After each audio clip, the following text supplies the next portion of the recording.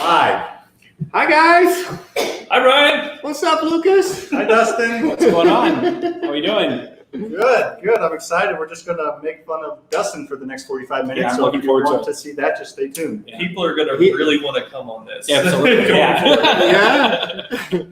I think this is going to be one of the easiest people to ever make fun of. I think He's got so many opportunities out there. 100%. No, there's quite a few. And only if you knew half of them. So. Right. No, we're going to have fun with him. We are. This is all fun. There you go. And hey, thanks for joining us out there, everybody. It's Thursday at 11:30. We do this every Thursday at 11:30. We do. FasterFreedom. What do we call this show again?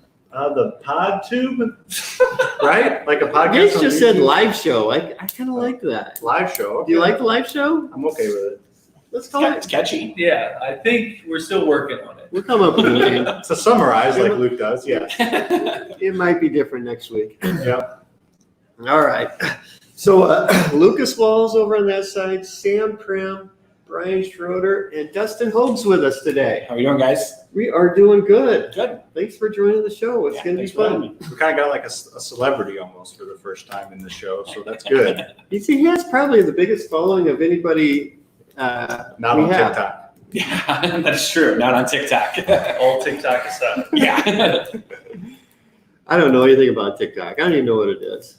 Neither do I. You're about to find out here in a second. All right. Should we do it now or should we do it after? We can do it now. like- So I'll describe. So obviously I'm the kind of marketing guy. So my goal is to try and get our name out there, whether it's Faster House or Faster Freedom. So I created, thanks to Dustin, like a week ago, a TikTok channel and page, which It's all I know your is idea? gonna, It was my wife's idea, actually. everybody's gonna make fun of me, and that's fine. I'm used to it. I'll take some of the heat off Dustin. But anyways, I made one, and I guess I made 7, and they all had like between 500 and 3,000 views. And then I did one yesterday, and it's currently sitting at 131,000 views. 131,000 people watch So this. we're gonna watch it. Really Why did they quickly. do that? I don't know. Why? I don't know. But we're gonna watch it so everybody sees why it went really Full viral. screen over there Let's on this side. Can you make it? Yeah. I don't know. All right, let's see. Let's watch it. let's It's just not do pretty. it.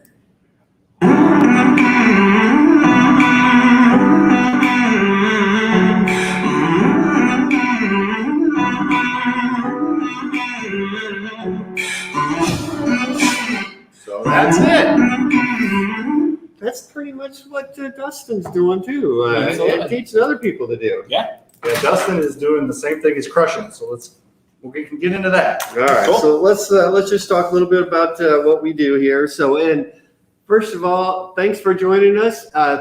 Hit the like button or the subscribe button and help share this. Help us to grow our That was a good way following. to describe it. Yeah. I didn't do a very good job. It's there, did okay I? if you're on YouTube and you're not subscribed to our channel, please subscribe. We do this every week, and we do 2 other videos where we give content every single week. If you're on Facebook, please like, share, and if you're on either of them, please comment, ask questions. We're here to ask questions, all 3 of us, and then especially including Dustin now. We have probably more knowledge than we've almost ever had up here. Dustin is a stone cold landlord killer. So ask whatever questions you have about landlording and hard money.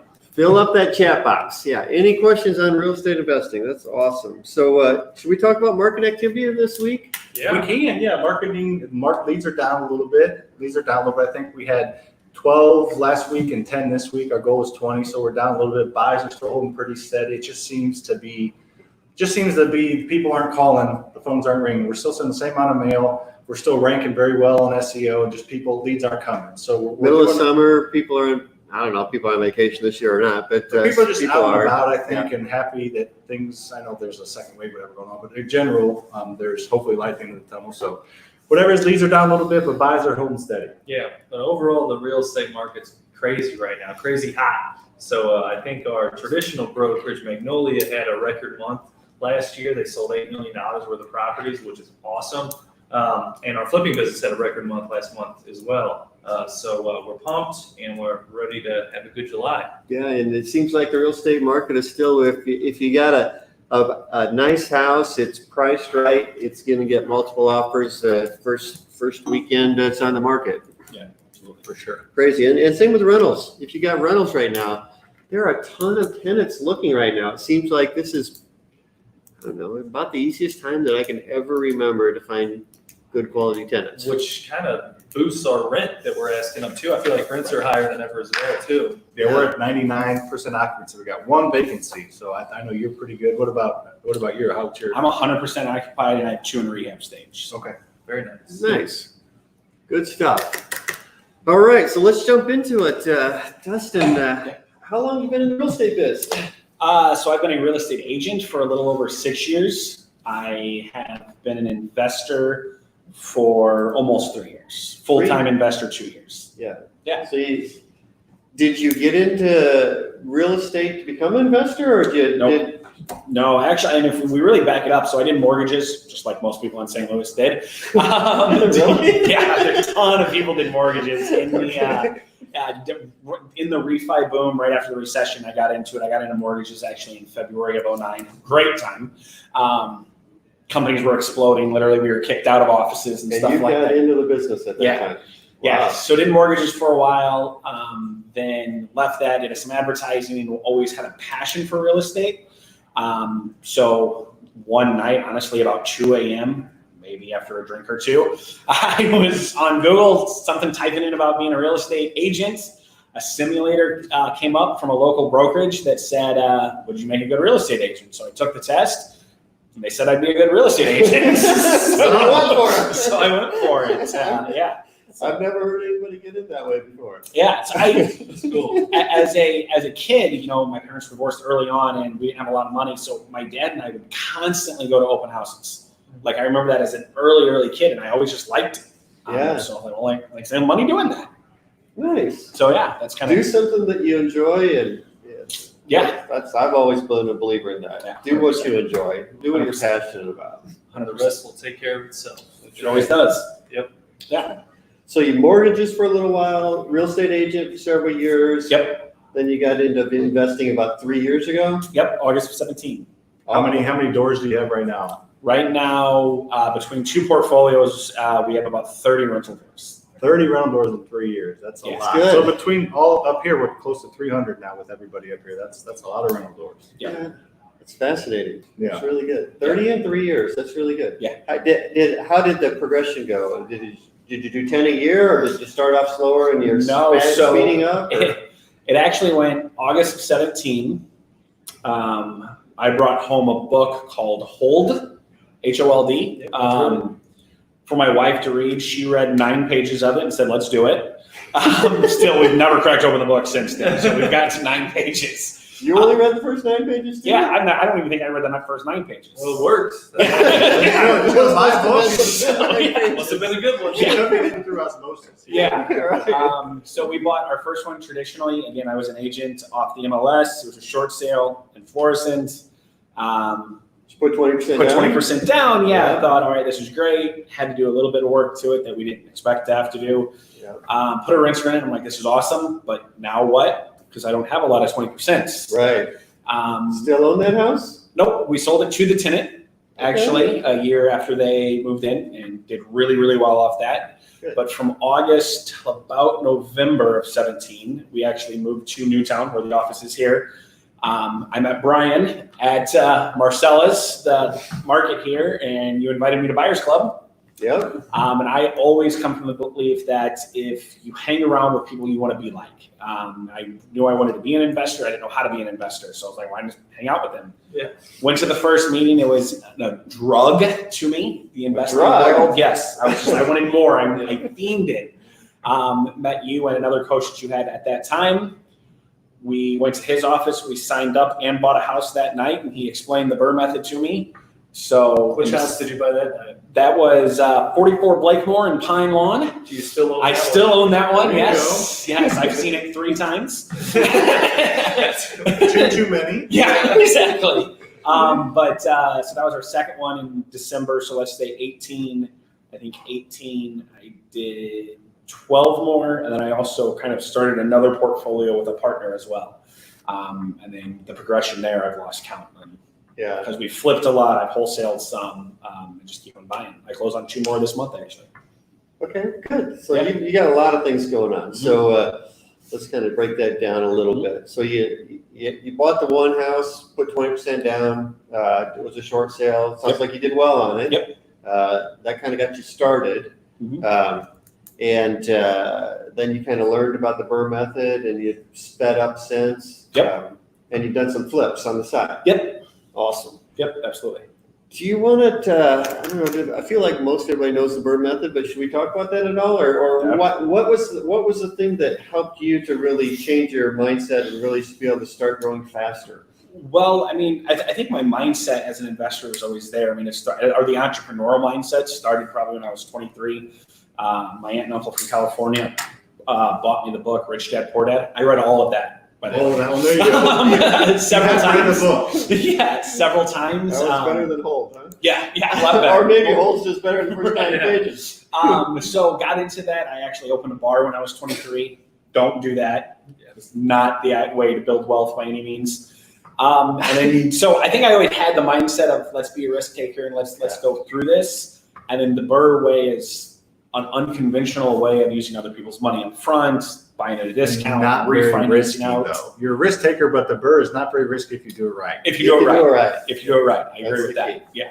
Yeah, you have to know your numbers. So have to know your numbers, make sure every deal cash flows, make sure you have some reserves. Yep, absolutely. And the idea of OPM other people's money, I really liked, which kind of got me into the position I'm at now, working with FasterFunds too. So Awesome. yeah.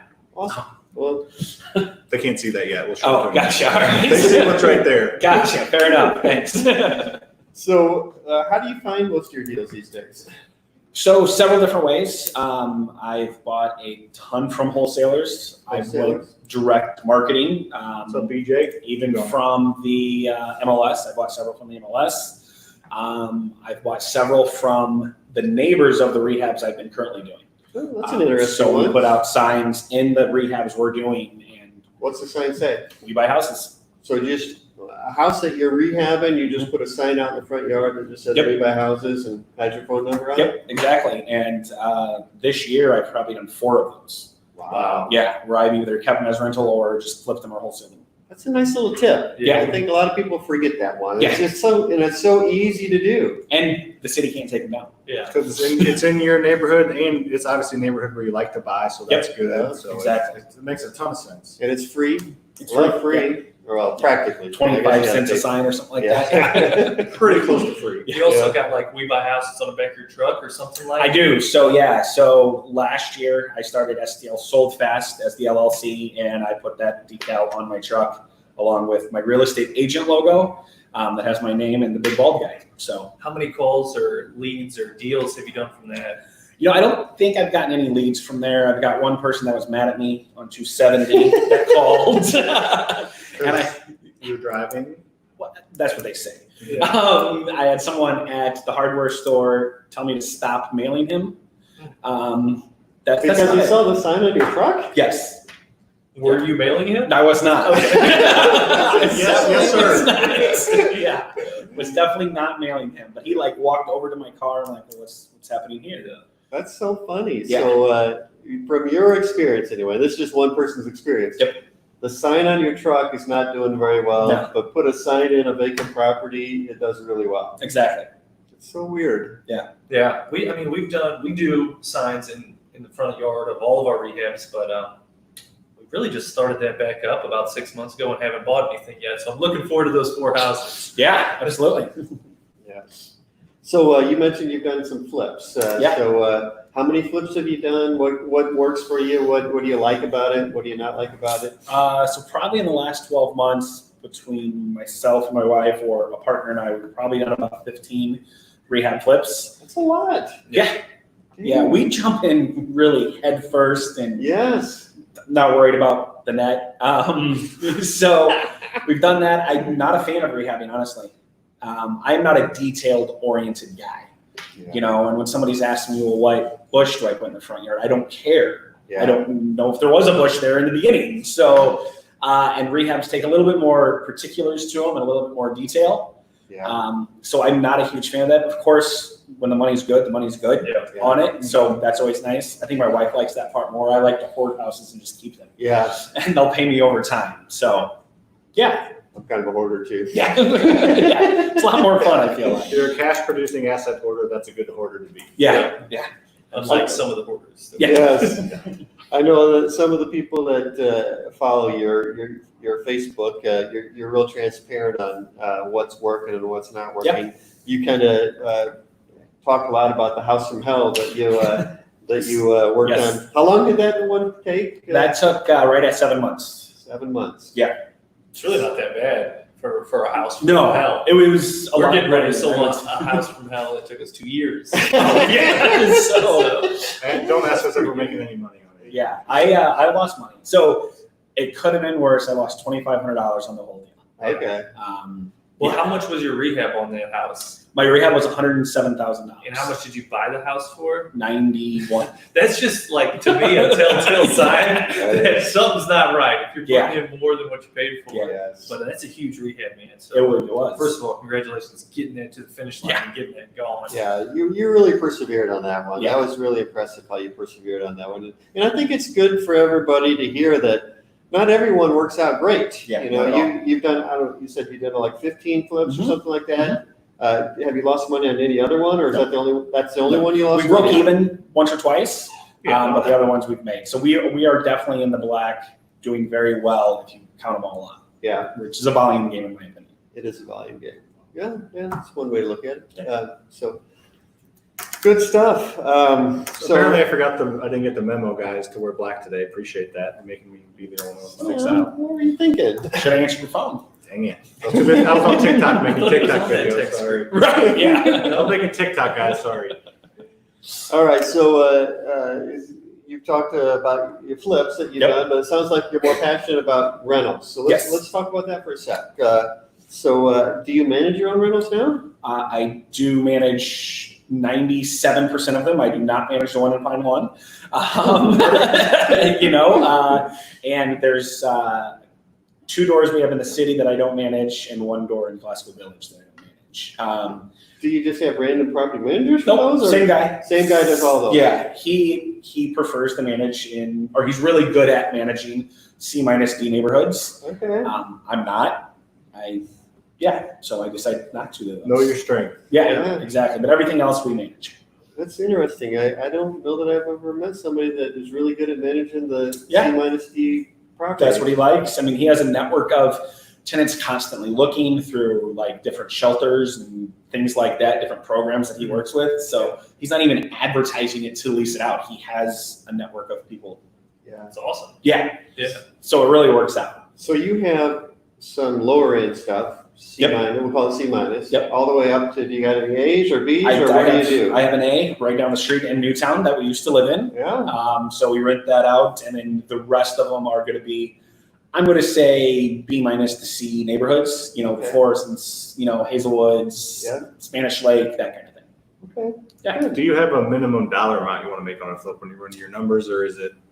Yeah, so when I run our numbers, when we were planning 2020, my wife and I said we wanted to do 5 flips this year of $15,000. Okay. So nothing huge by any means, but with that, it was more than her salary. It's kind of how we looked at it. I mean, my wife still works, but it was just an extra added income there. Yeah, I think a lot depends on how much you put in the property. Of course, You yeah. know, eventually, if you put $100,000 in the property, you probably want to make more than Yes. $15 if that was Yes. the plan up front. Yeah, absolutely. So we kind of look at it as a percentage. We look at the total money we have into it, maybe 20% gross before all the fees. So that probably comes out to about $15,000 Yeah. net. Yeah. After in the price range that we're all in. Yep, absolutely. All right, good question, Joe. Thanks for throwing questions in the chat box there. Keep them coming. Yeah, and I think it's fair to say that too, that it depends on if you're like hiring everything out, if you're doing any of the work yourself, so if you're doing some of the work yourself or something, or if you're listing it yourself or any of those other things, you might be trying to hit a little bit bigger number there. Yeah, I think it's just good for people to hear, you're not going to make 50 to 75 grand on a flip. Hardly ever, Yeah. So Everything that you watch on TV is going to be false when it comes to that. So if you're netting 15 to 20 grand a flip, that's a great job. What would you say has been one or two of the biggest challenges you've had since you've been in the real estate investing business? Challenges. So that is going to be a couple things. I've never swung a hammer in my life. Like, I am not a handy person. Like, if I have a drill, I'm breaking something, it's really, really ugly. So when the contractor is explaining to me what they're going to do, that's a challenge because, I'm their boss and I should know what they're doing. So luckily I've been blessed with phenomenal contractors and subcontractors and things, but I would say not knowing what to do. And the second is the lack of quality contractors I found. That is, and how to manage them. And I hold people very accountable, and a lot of them don't like that.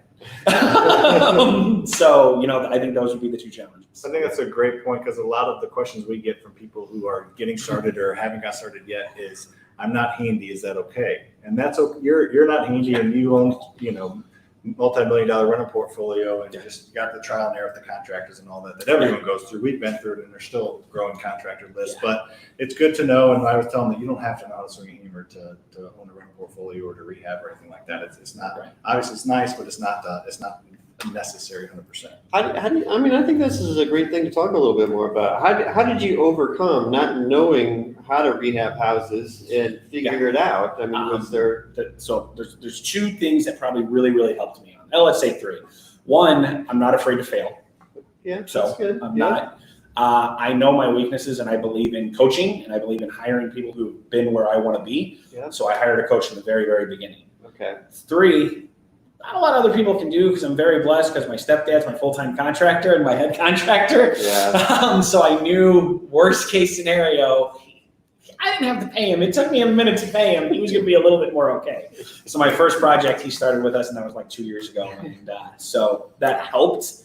And I would also say is in the very beginning, and now we have probably 3 full-time people, I was there every day watching what they were doing. That's good. So I could at least know, hey, if you have to demo a bathroom, I now know how long it takes. Because it's funny, as a real estate agent, you 100% didn't, and you think it takes so much longer and costs so much more than the true reality of it.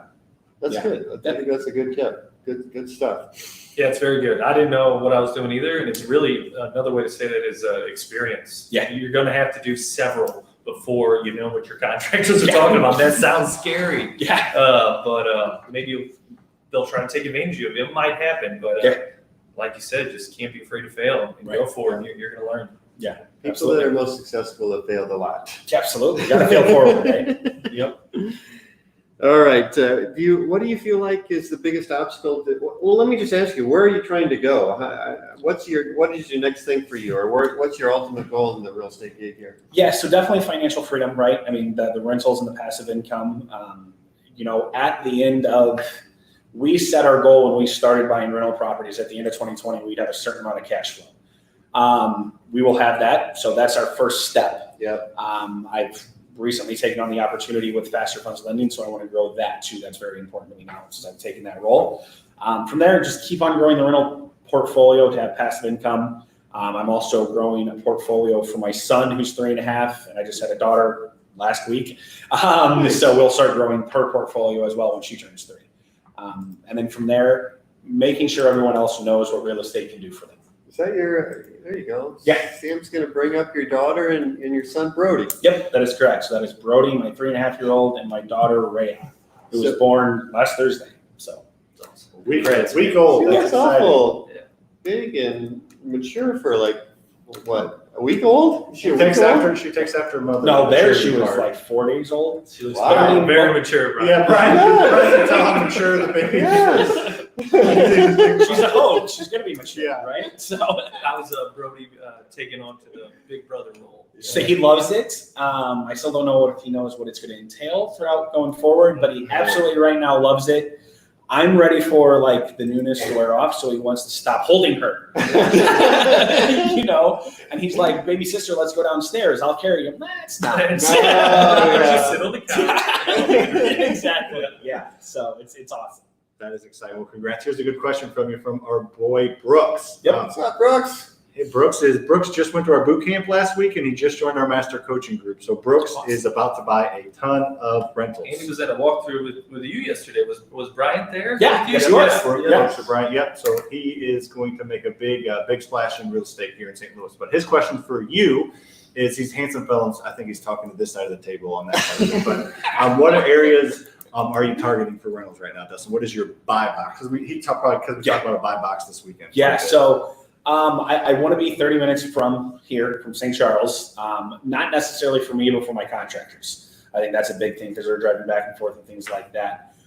With that being said, I want it to be a good first-time home buyer house, right? So preferably under the $150,000, but also where there's retail comparables, right? So need that B to C neighborhoods. To name cities: Florissant, Hazelwood, Maryland Heights, Bridgeton, St. Anne, St. John, Overland. I mean, the list can go on and on. St. Charles. That's that kind of area there. It's a great area. It's where basically where we're all buying. Yeah. What you didn't mention, so I just thought I'd ask, is Pine Laws or Glasgow Villages. Yeah. You own some houses there. We do. Are you not wanting to buy any more there? You know what? I go back and forth with that. So they cash flow really, really well. Yeah. But some of them have a little bit more headaches. Yeah. So if I could find one that I cash flow extremely well on, I don't have to have the headache, I can have it managed, and I can pay cash. I don't want to use long-term financing or anything like that on it. If the deal presents itself, then I might. I think if I go into the lower areas, then it would have to be a really lucrative deal and probably a lot larger multifamily is what I'm thinking. In the lower end area? Okay. Yeah. Yeah, because I think you could cash flow a lot more per door. There's no doubt about that. Yeah. The large multifamily in a low end area would scare the hell out of me. Yeah. So you're not going to partner up on it, I guess. No, probably not. That's all right. That's all right. We all have our own goals and stuff, so that's good. All right, this was good. So you mentioned once or twice that you recently joined FasterFunds. Why did you decide to do that?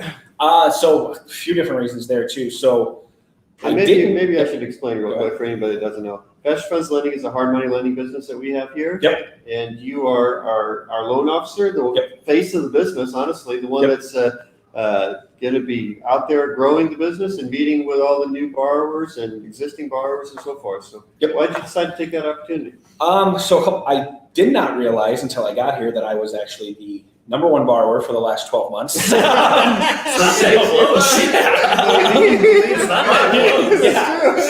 100% believe in the product. I think that's a huge part of it.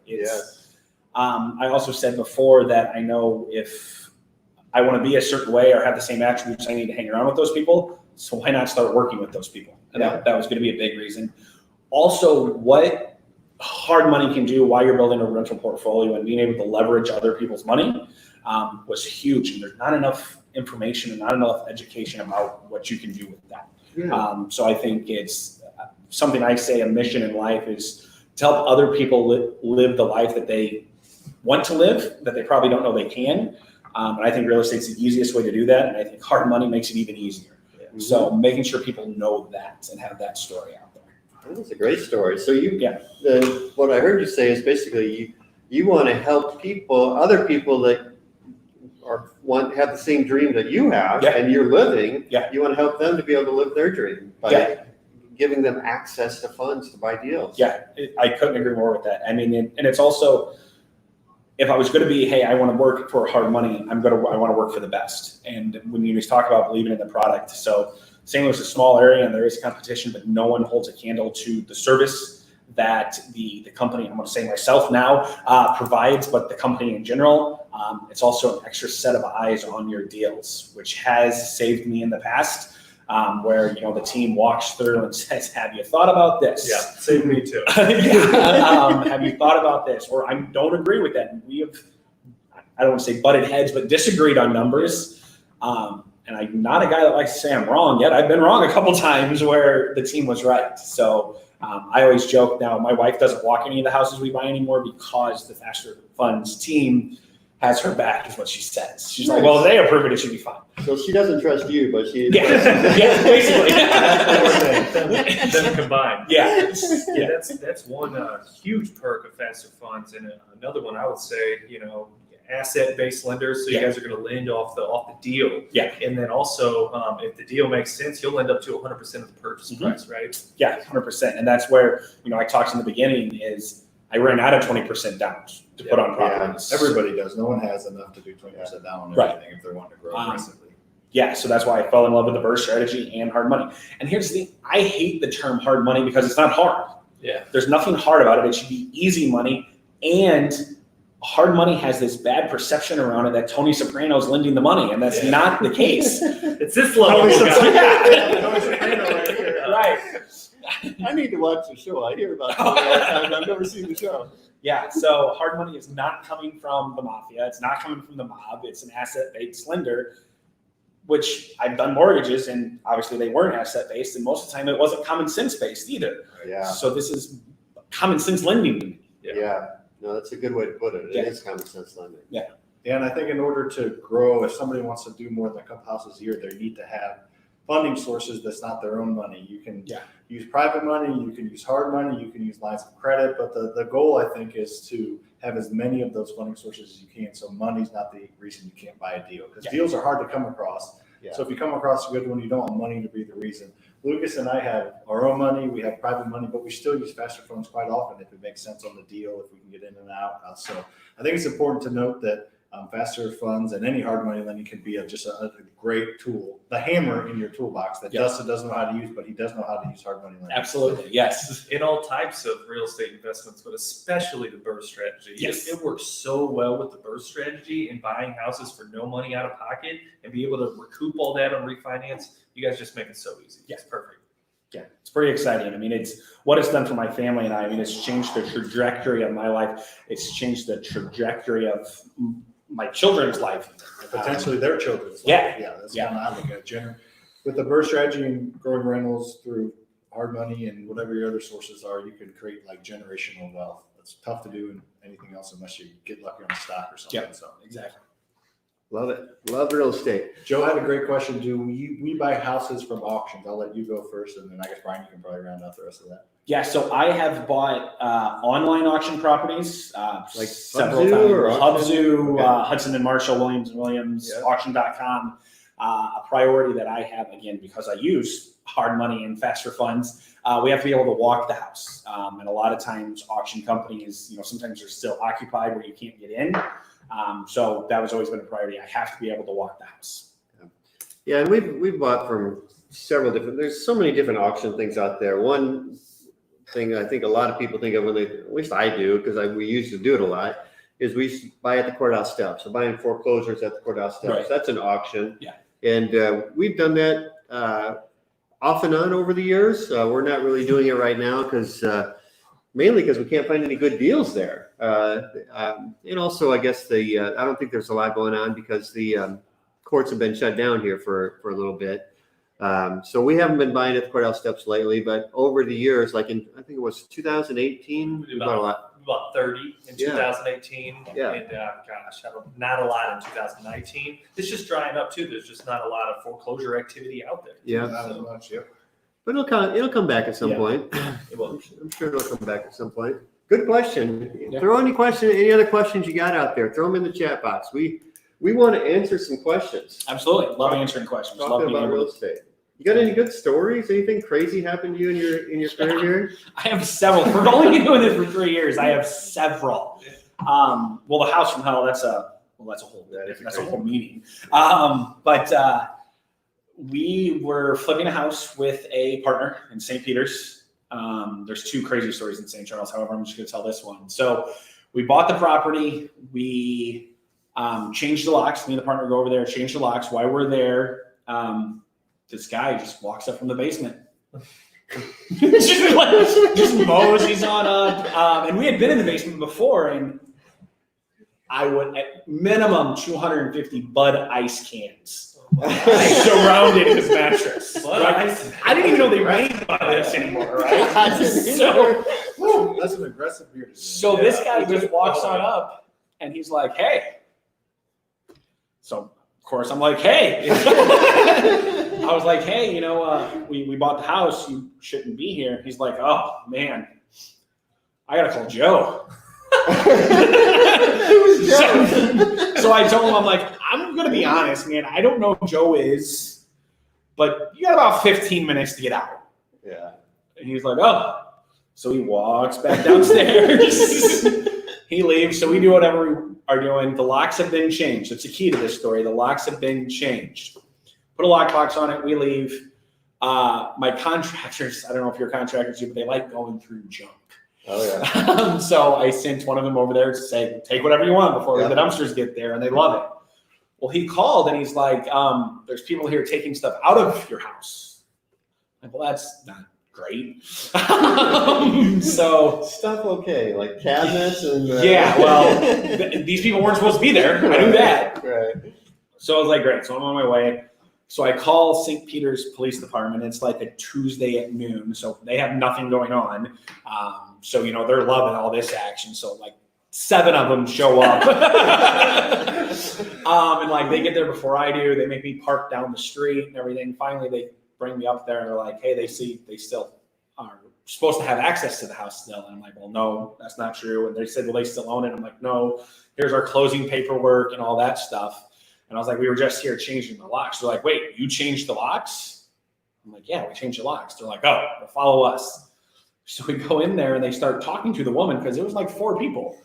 And they were the people who owned it before. And she had told the police, well, I used my key to get in. So the police asked her, can you show us that key? And she was called flat out in a bold-faced lie. She's like, oh, well, it was on the table and you guys must have moved it and I'm leaving. They all just left. And the kitchen window was open at that time. Right. Yeah, so. Did they come back at all throughout the weekend? They did not. But when we got there, there was this like huge vaulted ceilings. There was this huge ladder. They were trying to take the living room light. I might have kept that. Yeah, I think we did keep that light actually. One good light in the house. Yeah, I'm like, what? And we have found, it's interesting because I own in A to D neighborhoods, and we've done a couple in St. Charles County where I've had trouble with the adult children of the seller not leaving. Yeah. Yeah. So yeah, we have a lot of funny stories like that. It's a common story. Adult children of the seller. Unfortunately, just in the last year, we've had 2 of our tenants pass away. Oh wow. Sad stories, both of them. But both of them had adult children living with them that we ended up having to almost evict. We didn't have to go through the whole eviction process. But so yeah, that's a common theme. We've had that happen many times. Yeah. Yeah, for sure. So yeah, that was probably one of the funniest stories. I also have a story of, so I help people, learn the burst strategy and help with the rehab thing and things like that. And one of our students had let's say a bad contractor that pretty much moved into the house he was working on. Wow. And actually Suzanne with FasterFunds had to go over there because she checks on the rehab status. The contractor knew she was coming over there. And he answered the door in a towel because he just got out of the shower. It's the shower work. Yeah. And he was literally rebuilding the shower, like drywalling it in. And it was straight up tested shower. You want it to be clean and presentable. I don't know if she got there early or what. But, Oh, wow. Yeah. That's a good one. Always interesting in Always the world of real estate investing. yes, There absolutely. are always good stories. So we just got a couple minutes left here, Okay. but I want to just ask you another question. So what is something that you know now that you wish you would have known prior to, going full-time in real estate? Well, I'll say even back when I was an agent, but that is truly what hard money is. And I'm not just saying that because I had no idea. I was a pretty successful real estate agent, I'm going to say, and coached a lot of real estate agents, and I had no idea how to invest in real estate and what we could do for it, and what it could create for us, and using the hard money. I mean, that's, like I said, a mission I have now is to make sure I educate people on what you can do and how you can leverage other people's money to create this passive income that you want. Yeah, that's awesome. So other than that first house that you bought, have you put any money into your rentals or any of your own money? Or So we always cover the rehab portion of it and then get that back through the burst strategy. Okay. But there's been probably 3 that I've had some bad appraisals on. So I've had to keep, maybe $5,000 to $8,000 in a couple of rentals. And what I've done is I've waited 6 months, changed banks, got a reappraisal, and it came back where I wanted. So the money's in the house. I just got to grab it. you just have to wait a little longer. Yeah, exactly. Yeah. That's good. That's good to hear, because I think people sometimes wonder if that happens and then get frustrated when it happens. But you are persistent. It happened. You had to leave a little bit of money in there, but you just waited a few more months and refined it again. Got it back. It's not going to work out perfectly where there's $0 going either direction Every time. So, it's going to balance out. You might have to put a couple grand into a deal, a few deals, but maybe the next few deals you get a couple grand back. So it's going to even out if you're doing it right. And it's funny because the first one I did, where I did the burst strategy throughout, I got an extra $12,000 out. Yeah. So you think this is going to be, this is great. Yep. On your first deal, My first one. So we had $300 a month cash flow coming in, and I paid off a car, which freed up $350. Wow. Like, this is great. Doesn't more people do this? Yes, let's buy more. I would have pulled out 15. Exactly. Yeah, it didn't work that well. But that's right. Because in the long term, what we've created in a net worth thing for the money we've had into it is hundreds times over. Yeah. Do you track your net worth like on a quarterly or annual basis? Yeah, I wanted to say I want to do it weekly. I don't, but I try to monthly. So I always found that what you focus on expands is something we taught at a brokerage that I'm at. So if you focus on net worth, and I know several billionaires that I've read about, they literally track their net worth every week. Yeah. Lucas does. Lucas tracks those almost every day, don't you? Well, I used to be a lot more. I'm probably more monthly, quarterly now. It's awesome. Yeah. I think everyone should. Yeah. Even if you don't own rental properties, you should be tracking where you're at. You should also have a budget too. And that being an investor has taught me better financial skills throughout it as well. Yeah. Personal financial skills. Yeah. 100%. For sure. I could agree with that. Yeah. Why don't you pull up that other picture of Dustin before you get out of here? That's another one? Oh, yeah. Here we go. Another one of Dustin. Then I want to talk about a $10,000 giveaway. Can I do that? Yeah, of course. Okay, let's do the picture of Dustin and then we'll. Yes. This What is totally Tober. Yeah, it does. Misbehaving. Yes. There you go. Is that her real last name? Misbehaving? Yeah. Yeah. Okay. Perfect. That's fine. That's a good picture. One more picture for a $10,000 giveaway, and they're just running. You look like you're super fast. Was there like a shark behind you, or what was going on there? Are you about to fall over? You look like you're about to fall over. That was engagement photos in Cancun. So we hired the professional photographer at the resort, who didn't speak English very well. All I know is she told us to go out in the ocean, which was cold, and run back. That's what we got out of it. There you go. She loves that picture. Yeah, absolutely. Did you know that you were going to run into the ocean when you got dressed that day? No, we had no. I mean, the English wasn't great.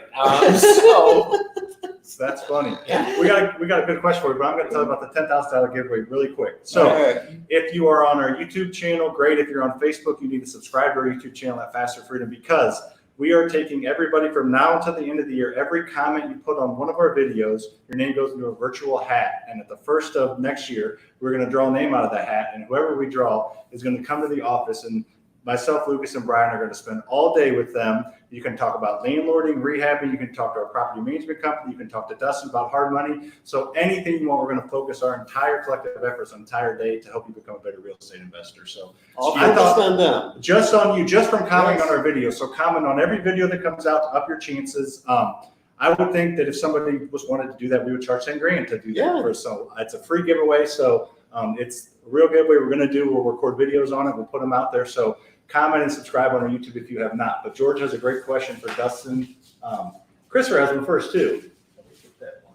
You were going to start over today knowing nothing. Well, we kind of did that a little bit. You asked him what you would do differently, but you want to recap that in case Chris wasn't part of that? What would be the first 2 things you would do to jumpstart to get where you are today? Well, I would still hire a coach. I'm a huge proponent of always having coaching in your life and people pouring into that. The second thing is I would broaden my contractor horizon. So I stuck with 1, and that what kept us slow. Then we stuck with 2, that kept us slow. Now 3, and we probably need more because I like buying a lot of houses, and definitely the lack of having relationships with contractors has slowed me down buying. Yes. So I would just emphasize that a little bit. So basically, you said 2 great things. One is to hire a coach, Always, yeah. and the other is to really grow a team. Yeah. And contractors is part of that, but you really need a good team. Yeah. That's what it's all So about. how much do you spend a year on coaching other people, helping you coach, or help coaching you, making you better? I mean, I would say coaching, probably since I've been even a real estate agent, it's been $12,000 to $15,000 a year. What about you, Bryan? This year? This year? Yeah, with your IR group. Well, I got a couple that I do right now, but it's about 20,000 this year. Yeah, Luke's and I are in a national one that with travel, we probably spend 30 to 35,000. So that's, I mean, 60-ish thousand a year that we all spend. So it's just important to know that you can't do it on your own, whether it's FasterFreedom or whatever, whoever you want to team up with somebody who's going or who's where you want to be and who knows what they're talking about and has a giving culture like we do, and it'll get you farther. If none of us had any coaching, paper coaching, we wouldn't be where we are. For sure. So I think it's important to know that you can't do it on your own. Yeah. For sure. And then this one is tailor-made for you to tee it up, and then we'll. Before looking for rental properties, how does one get pre-qualified for funds from FasterFunds? What do you require from borrowers? Awesome. Well, appreciate the question there, George. So a couple things is the approval process is going to be a 2-step process. We approve the borrower first, and then we approve each property from there. The easiest way to start the application is go to FasterFundsLending.com. On the top right-hand corner, there's going to be an Apply Now button. Hit that button. It's $50 application fee. Fill out the information. Then our team is going to reach out to you for supporting documentation. And that's where it talks about what are the qualifications. So we need to see that you have some liquid reserves. And the reason why is, they have a house for 2 years for the house from hell. I've had one for 7 months. Things are going to go wrong, and it's going to take longer than you thought it would. So we want to make sure that you're protected there and have those liquid reserves in there, as well as making sure you have some income. So that's why we need to see your tax returns. Then from there, it's going to be a case-by-case scenario. Are you looking to rehab flip? Are you looking for rentals? But yeah, feel free to reach out to us anytime at FasterFunds Lending, and we can have a conversation about that. Basically, you're looking for people that are going to be successful. Yeah, And everybody's got their own unique story. You don't have to fit in a certain box or anything, but you just want to make sure that you're going to be successful. Yeah, again, it's common sense lending. Common sense lending. That's a great way to say it. Yeah, That makes Love sense. it. Perfect. Well, great. Well, go to Faster Funds Lending if you're in the area and you're looking to do a loan. If you want to know more about what we offer, go to FasterFreedom.com and go to YouTube if you haven't, and comment on all our videos so you can win the $10,000 giveaway. Awesome. Awesome. Thanks for Good joining us, stuff. Dustin. Thank you, guys. Appreciate it. We will be back next Thursday at 11:30 a.m. Who's going to be here next Thursday? Us 3 and Surprise guy. All right. See you guys. Thanks for watching. See you guys. Thank you.